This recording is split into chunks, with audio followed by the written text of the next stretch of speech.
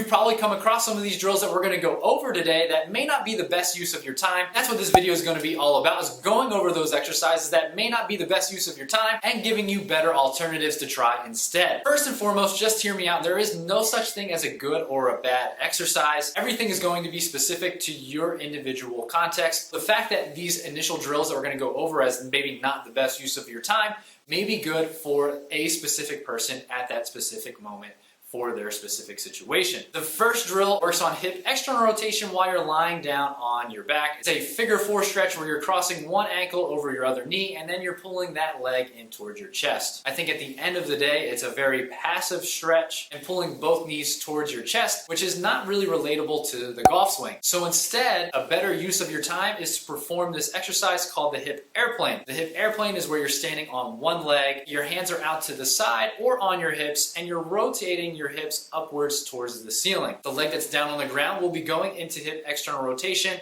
but you'll also get the added benefit of some stability and balance work on that same leg if the exercise is too difficult to be performed with your hands out to the side or on your hips. You can perform it with your hand on something to help with support. Most often golfers are limited in hip internal rotation and they usually find this drill online, which is the reverse clamshell. I do think that there's a better drill that will work on hip internal rotation as well as help you get stronger for this exercise. Get one foot up onto a plate or a step, anything of that size is fine. And then all you're going to do with some load or no load is go into a lateral lunge into that side by pushing your hips back and getting into that knee as low as you possibly can. Most people, including golfers, sit a majority of their day for work. Unfortunately with that, usually hip flexors do get tight and shortened. A great exercise that most people are suggested is a hip flexor stretch, which is what I'm also going to recommend. However, most people are doing the hip flexor stretch wrong. Most people are doing it in this half kneeling position and then lunging forward, and you do feel a stretch along the front of your hip. However, when you're doing this, you are stretching the hip joint, and that's not exactly what we want. We're not stretching the muscles. A better way to do a hip flexor stretch is still get into this half kneeling position. You want to make sure that your thigh is directly underneath your body. You're staying up nice and tall. And then what you're going to do is you're going to squeeze your butt cheek on that side of the leg that's down back behind you. And what will happen is you're going to rotate your pelvis backwards or posteriorly tilt your pelvis. And with that, you should feel a stretch along the front of that same side hip. Now that you have more hip mobility and some lower body strength, translate those gains into more power, which means more distance on the golf course with this video right here.